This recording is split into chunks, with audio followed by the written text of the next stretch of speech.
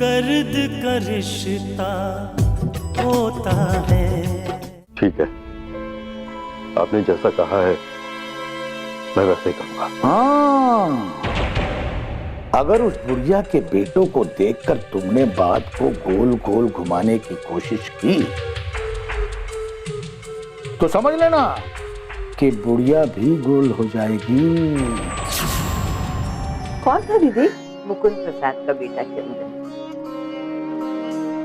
मेरे पोते जैसा प्यारा। हेलो फूफा जी। फूफा जी, मैंने आपको ये बताने के लिए फोन किया है कि पूर्णिमा के पापा और चाचा दोनों हरिद्वार के लिए निकल गए हैं।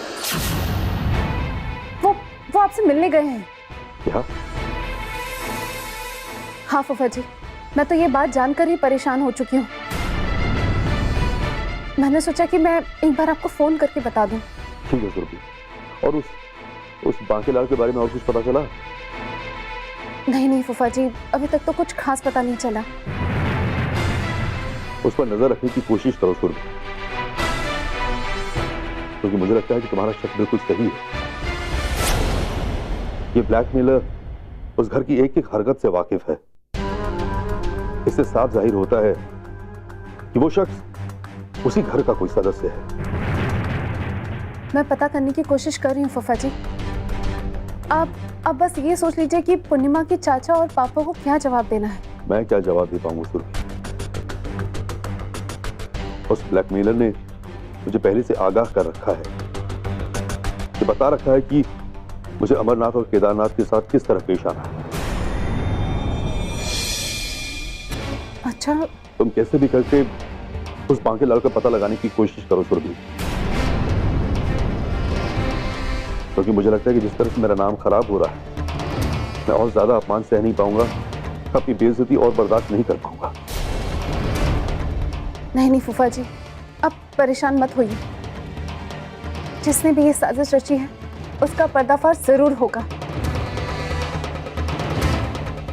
अच्छा फूफा जी, मैं फोन रखती हूँ। नमस्ते। खुश रहो।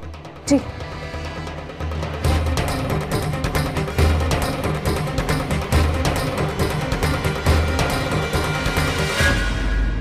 क्या कह रही थी सुरभि? सुरभि कह रही थी कि अमरनाथ और केदारनाथ मुझसे मिलने के लिए हरिद्वार के लिए निकल पड़े। क्या? अब क्या करेंगे? देखिए, उनसे मिलना आपका सही नहीं होगा। आप एक काम कीजिए कि कुछ दिनों के लिए हरिद्वार से बाहर चले जाइए। नहीं भागना, भागने से किसी परेशानी का हल नहीं मिलता। और फिर मैं अपने बारे में तो ये जानता हूं ना कि मैं ईमानदार हूं। मैंने हमेशा सच्चाई का साथ दिया है, और यहां रहकर मुझे अपनी सच्चाई को साबित भी करना है।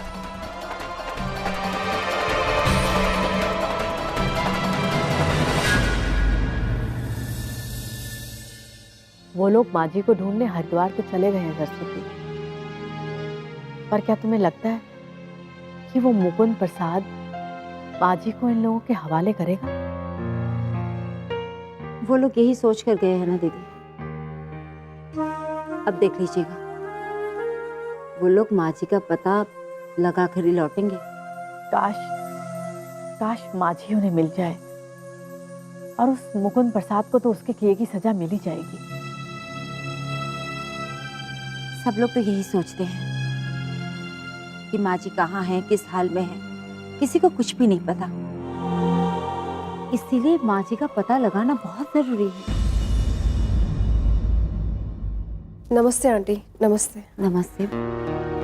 पूर्णिमा के बारे में खबर सुनी तो खुद को रोक नहीं पाई। अब कैसी है वो? कैसी है उसकी तबीयत? शिखा बेटा, वो उसके दिमाग पर अब पागल हो चुकी है। वो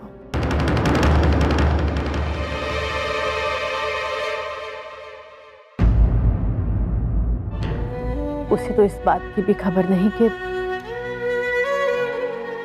उसकी तबीयत कैसी है।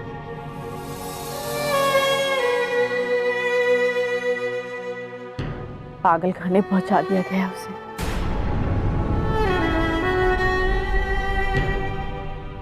वहीं पर उसका इलाज चलेगा। कितने दिन, कितने महीने, कितने साल।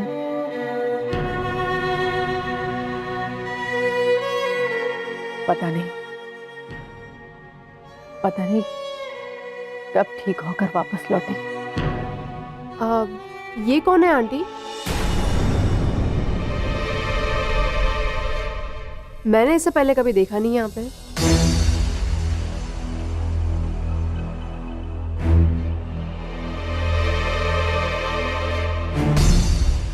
ओह, जरूर आपने घर संभालने के लिए रखा होगा इसे।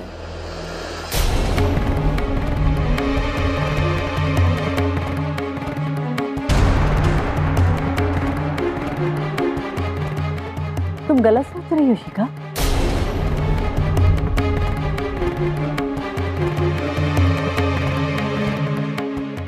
ये सुरभि है, पूर्णिमा की सहेली।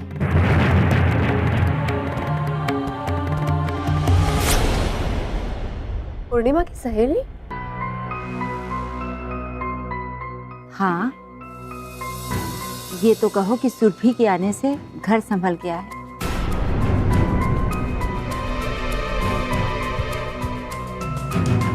और हम तो चाहते हैं कि सुरभि जैसी लड़की जिस घर में भी रहेगी, उस घर में रहन सहन, संस्कार, मर्यादा सब आने लगे।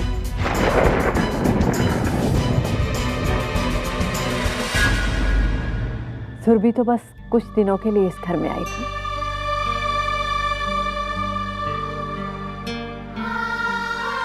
लेकिन अब सबको लगता है कि सुरभि यहीं रहेगी।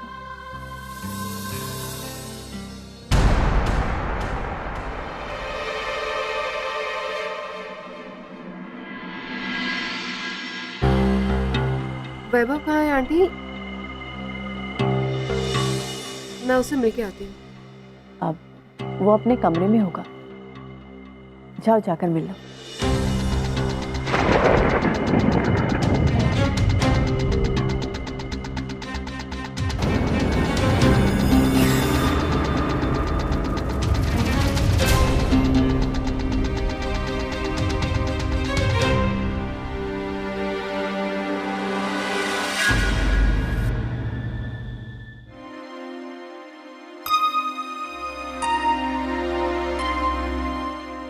हाय वैभव।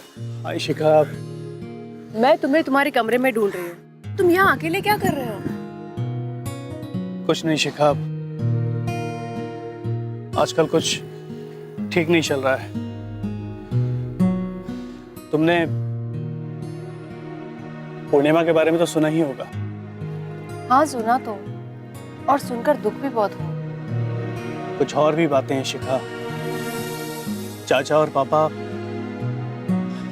हरिद्वार गए हैं। क्यों? वो जाने तो, मैं तुम्हें बाद में बताऊंगा। तुम बताओ, तुम कैसी हो? मैं तो बस वैसी हूँ। अरे हाँ, विक्रम मिला था। उसने कहा कि तुम कई दिनों से दफ्तर नहीं गए हो। हाँ शिखा, मैं बहुत परेशान था, पर विक्रम तो संभाल रहा है ना। लेकिन तुम उसके पार्टनर हो और तुम्हारा भी दफ्तर जाना जरूरी है।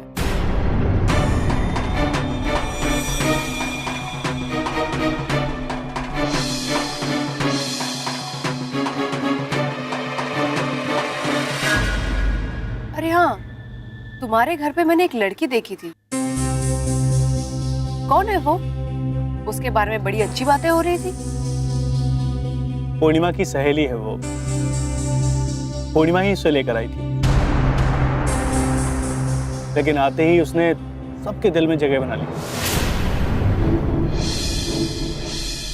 पापा, चाचा, चाची सभी लोग उसे बहुत मानते हैं। यूँ समझो कि घर की मेंबर की तरह हो गई है वो। कमाल की बात है।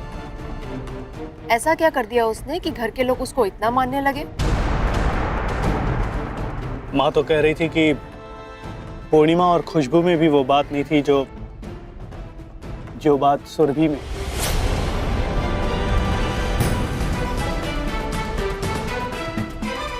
और सचमुच वो दिल्ली में पढ़ाई करने आई। लेकिन पढ़ाई के साथ साथ घर भी संभाल लिया है। यूं समझो कि सबकी आइडियल बन चुकी है वो।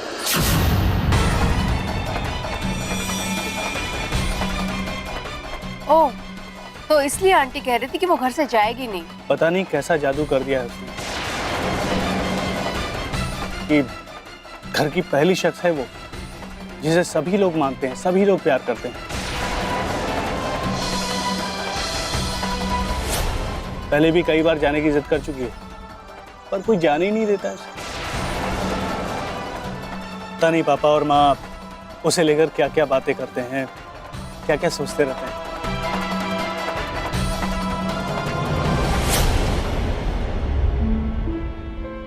शिखा, तुम बैठो, मैं तुम्हारे लिए कोल्ड ड्रिंक लेके आता हूँ।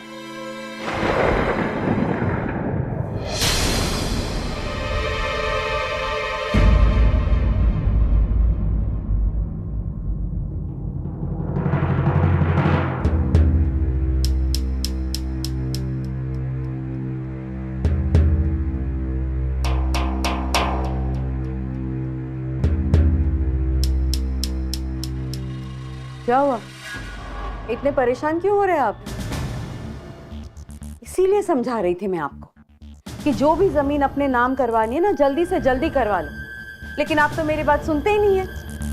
बस तुम्हारे बोलने से हो जाता है ना, बस एक बार बोल दिया और हो गया। ऐसे कामों में वक्त लगता है, अपने वक्त से होते हैं। वैसे उस मुकुंद प्रसाद चौरसिया को मैं पट्टी तो पढ़ा कर आया हूं, धमका कर भी आया हूं। तो फिर क्यों परेशान हो रहे हैं आप? परेशान मैं इसलिए हो रहा हूं नैना कि ये धमकी वाले संस्कार हमेशा बार बार काम नहीं आते। कहीं जरा सा भी कुछ ऊपर नीचे हो गया तो मामला बिगड़ सकता है। एक बात मेरी समझ में नहीं आई नैना, या मैं समझ नहीं पाया। क्या नहीं समझ पा रहे? यही कि ये मुकुंद प्रसाद चौरसिया है ना, वो किस किस्म का आदमी है? हिम्मत वाला है या डरपोक है, या फिर कुछ उजट किस्म का तो नहीं है? कहीं इन दोनों के सामने उसने अपनी जबान खोल दी तो मामला धरा का धरा रह जाएगा। अरे वो आपका नाम तो नहीं जानता ना, आपने खुद का परिचय तो नहीं दिया है ना उसे, फिर क्यों डर रहे हैं आप?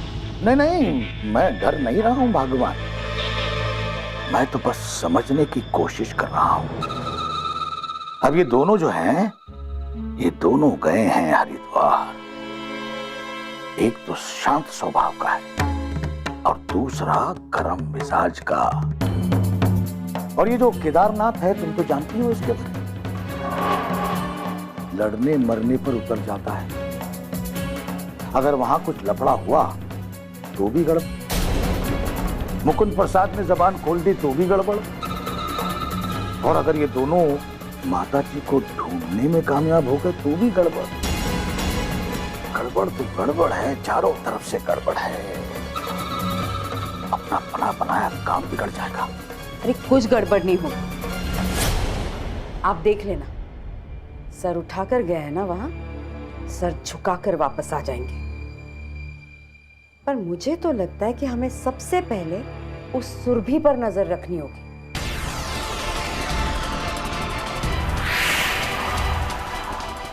सुरभि पर नजर रखनी होगी।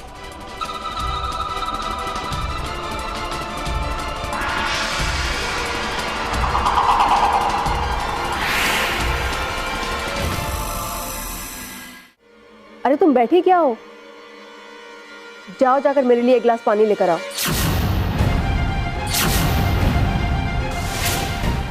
दर्द का रिश्ता होता है। धीरे धीरे सब ठीक हो जाएगा चाची जी, आप इस तरह से हिम्मत मत हारिए। देखिए, अगर आप इतनी चिंता करेंगे तो कैसे चलेगा? आप जानती है ना, इस घर की पूरी जिम्मेदारियां आपके ऊपर है। अरे शिखा, तुम अभी तक यही हो? हमने तो सोचा था कि तुम अब तक चली गई होगी। नहीं आंटी, मैं वैभव के साथ बात कर रही थी। काफी दिनों से वो ऑफिस भी नहीं आया ना। पता है चाची जी, आज सुबह मैंने वैभव जी को दफ्तर जाने के लिए उठाया था। वो उठ तो गए लेकिन दफ्तर नहीं गए।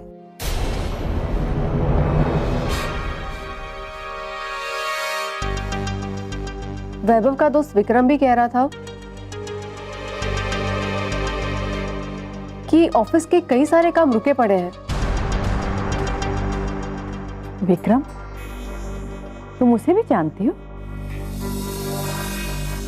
हाँ आंटी,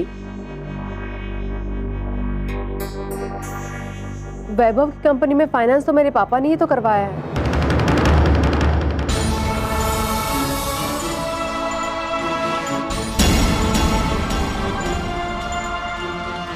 अब इस घर से रिश्ते पहले जैसे नहीं रहे तो क्या हुआ?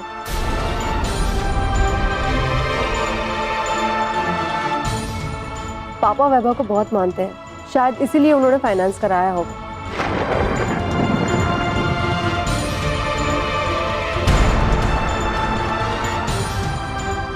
पर वैभव ने हमें कभी बताया नहीं। वैभव को तो खुद पता नहीं है आंटी, वो तो मैं आपको बता रही हूँ।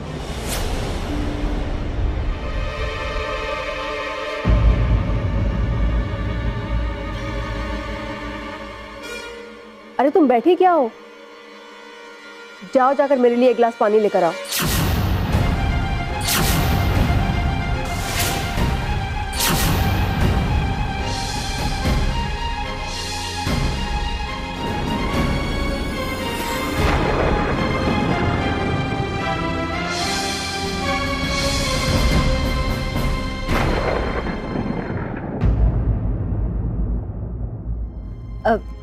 हाँ सुधी बेटा, जाओ जाकर पानी लाकर पिला दो। और वैसे भी घर में आए हुए मेहमानों का स्वागत करना तुम्हारा तो फर्ज है ना। सुरभि, तुम सरस्वती के कहने का मतलब नहीं समझी बेटा। मैं समझाती हूँ। जब तुम इस घर की बहू बन जाओगी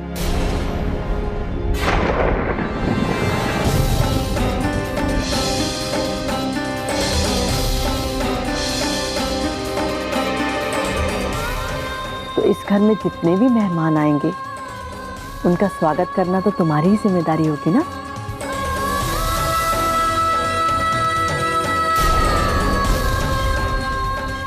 जाओ, शिखा हमारी मेहमान है ना बेटा, पानी लेकर आ।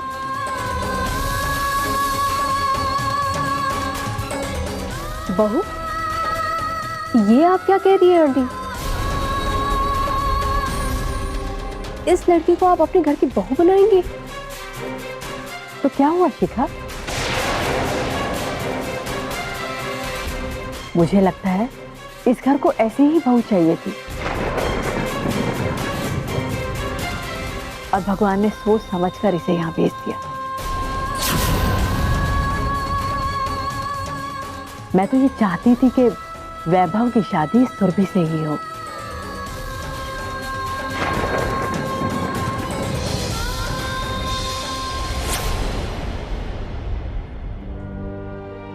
चलिए मैं निकलती हूँ। अरे बैठो, सुरभि तुम्हारे लिए पानी लाने गई है, पानी तो पी लो बेटा।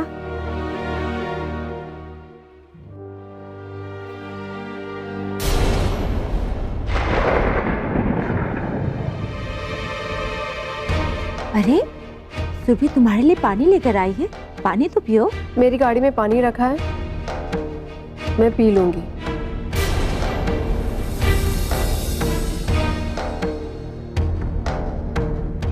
वैसे भी पापा इंतजार कर रहे होंगे अभी।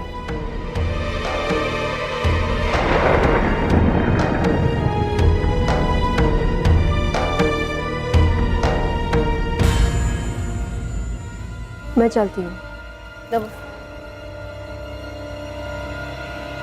इससे क्या हुआ? कुछ तो हुआ है। अब सरस्वती, जरा फोन करके पता तो करो कि वो लोग हरिद्वार पहुंचे या नहीं। हाँ दीदी, थोड़ी देर पहले खुशबू के पापा का फोन आया था। बस वो लोग हरिद्वार पहुंचते ही होंगे। काश इस बार उन्हें वो मुकुंद प्रसाद का घर मिल जाए। पिछली बार गए थे तो उसका घर ही नहीं ढूंढ पाए थे। इस बार कोई ना कोई जानकारी लेकर तो जरूर आएंगे। बिल्कुल चिंता मत कीजिए, अभी सब ठीक ठाक हो जाएगा। देखिए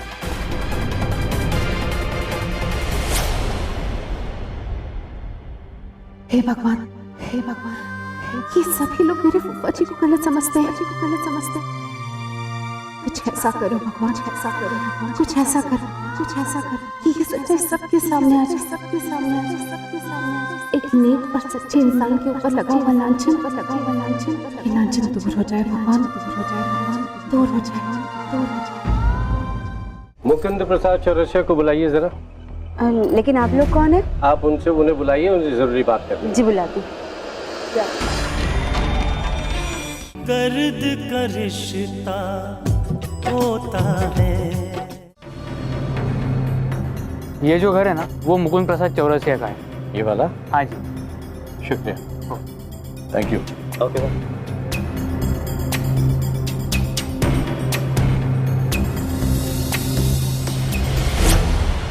कौन है ये? कैसी आवाज है?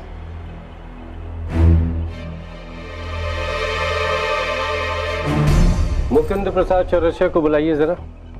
लेकिन आप लोग कौन है? आप उन्हें बुलाइए, उनसे जरूरी बात करनी है। जी बुलाती।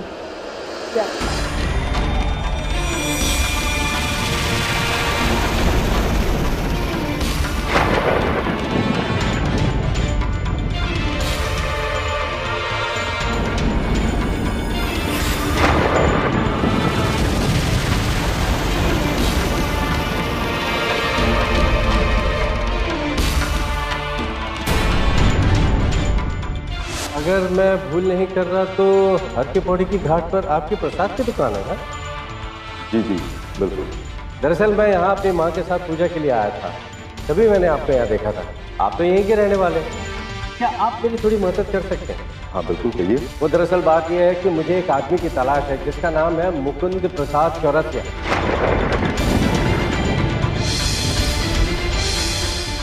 और वो हरिद्वार का रहने वाला है।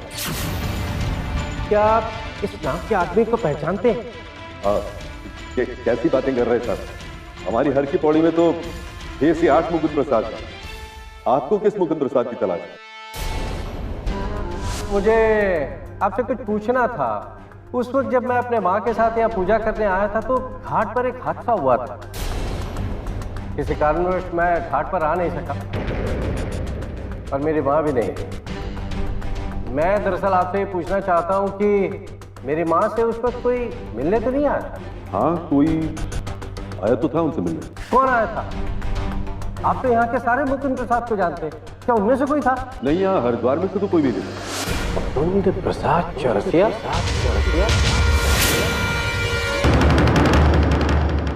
माफ कीजिए, मैं अभी भी नहीं समझ पा रहा हूँ कि आप लोग मेरे यहाँ क्या करने आए। ओ मुकुंद प्रसाद, केदार, मुझे मेरी माँ चाहिए, समझे? कहाँ छुपा बता।